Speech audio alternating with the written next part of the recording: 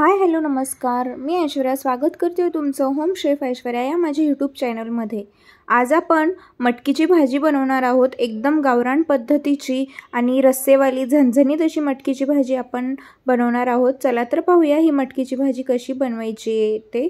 इथे मी तव्यावरती कांदा छान लालसर होईपर्यंत भाजून घ्यायचे आपल्याला आणि मग कांदा लालसर व्यवस्थित भाजल्याच्या नंतर मग त्यावरती आपल्याला तीळ टाकायचे 1 ते 2 चम्मच आणि तीळही 1-2 मिनिटे छान असे भाजून घ्यायचे।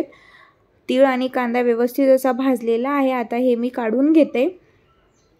आता याच तव्यावरती ना मी खोबरंही भाजून घेणार आहे।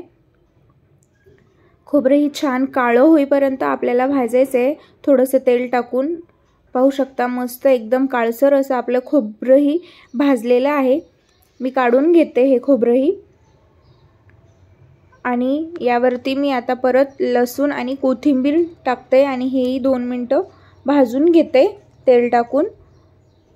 लसूण आणि कोथिंबीरही अशी या पद्धतीने भाजून घ्यायची, खूप छान टेस्ट येते मसाल्याला। आणि मी आता 1 टोमॅटो बारीक कट केलेला तोही तेल टाकून छान भाजून घेते 2 मिनिटं। टोमॅटोही आपला व्यवस्थित असा भाजलेला आहे, तोही मी काढून घेते आणि हे सगळं मिक्सरच्या भांड्यामध्ये टाकून याचे छान अशी आपल्याला पेस्ट बनवून घ्यायची आहे, वाटण बनवून घ्यायचं आहे। हे पहा या पद्धतीने। आता आपण भाजीला फोडणी देऊया। एका कढईमध्ये मी 3 ते 4 चम्मच तेल घेतेय आणि तेल छान गरम झाल्याच्या नंतर यामध्ये आपल्याला 1 चम्मच जिरे टाकायचे आणि जिरे फुलू द्यायचे छान असे। आणि जिरे फुलल्याच्या नंतर यामध्ये आपल्याला आपण वाटण बनवून घेतलं होतं ते वाटण टाकायचं आणि हे वाटण छान 5 ते 7 मिनिटं याला तेल सुटेपर्यंत फ्राय करून घ्यायचे तेलामध्ये। पाहू शकता याचा कलरही चेंज झालेला आहे आणि छान असं तेलही सुटलेलं आहे। आणि आता यामध्ये आपण मसाले टाकून घेऊया। मी इथे अर्धा चम्मच हळद टाकलेली आहे, 2 ते 2.5 चम्मच लाल तिखट टाकते आणि 1 चम्मच मीठ टाकते आणि अर्धा चम्मच धना पावडरही टाकणार आहे यामध्ये आणि अर्धा चम्मच जिरा पावडरही टाकायचं आहे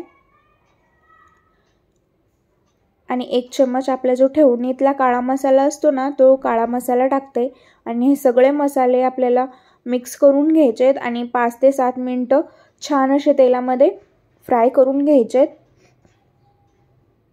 या सगळ्या मसाल्यांना छान असं तेल सुटायला पाहिजे तोवर आपल्याला तेलामध्ये फ्राय करून घ्यायचं आहे 5 ते 7 मिनिटं। मी आता यावरती कोथिंबीर टाकते आणि 5 ते 7 मिनिटं झालेले आहेत आणि मसाल्याला छान असं तेलही सुटलेले आहे। आता या टाइमला आपल्याला थोडंसं पाणी टाकायचं आहे म्हणजे मसाला करपू नये म्हणून आणि परत 2 मिनिटं आपल्याला हा मसाला असाच फ्राय करून घ्यायचा आहे। हे पहा मस्त असं मसाल्याला तेल सुटलेलं आहे। आता या टाइमला आपल्याला यामध्ये मोड आलेली मटकी टाकायची आहे आणि हे सगळं व्यवस्थित असं मिक्स करून घ्यायचं आहे। जर तुम्ही माझ्या चॅनलला अजून सबस्क्राईब केलं नसेल तर प्लीज चॅनलला सबस्क्राईब करा, लाईक शेअर आणि कमेंटही करा। आता यावरती मी झाकून ठेवते 5 मिनिटं आणि 5 मिनिटं झाल्याच्या नंतर यामध्ये आपल्याला पाणी सोडायचं आहे। यामध्ये मी आता पाणी टाकते, गरम पाणी टाकायचं आहे। तुम्हाला जर घट्ट पातळ तुम्हाला जशी कन्सिस्टन्सी हवी आहे त्यानुसार पाणी टाका। मी थोडंसं पातळ बनवणार आहे ही भाजी, जास्तही पातळ नाही। आणि मस्त अशी उकळी येऊ द्यायची 5 ते 7 मिनिटं मीडियम फ्लेमवरती। हे पहा छान अशी उकळी आलेली आहे आणि आता आपली भाजी तयार आहे। मी गॅस बंद करून घेते आणि यावरती झाकण ठेवते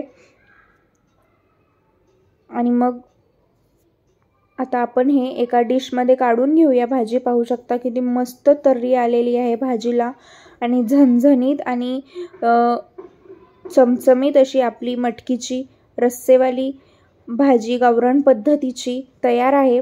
जर तुम्ही कधी या पद्धतीने मटकीची भाजी बनवली नसेल तर एकदा नक्कीच बनवा। किती मस्त दिसतीये ना, पाहता क्षणीच खावं असं वाटतंय। भाकरीसोबत, चपातीसोबत, भातासोबत, कशासोबतही खायला खूपच छान लागते। आता मी हे ना एका प्लेटामध्ये काढून घेते। तुम्ही घरी एकदा या पद्धतीची मटकीची भाजी नक्कीच बनवा आणि कमेंट करून सांगा की कशी झाली होती ते। आपण पुन्हा भेटूया एका नवीन रेसिपीसोबत. Thank you for watching.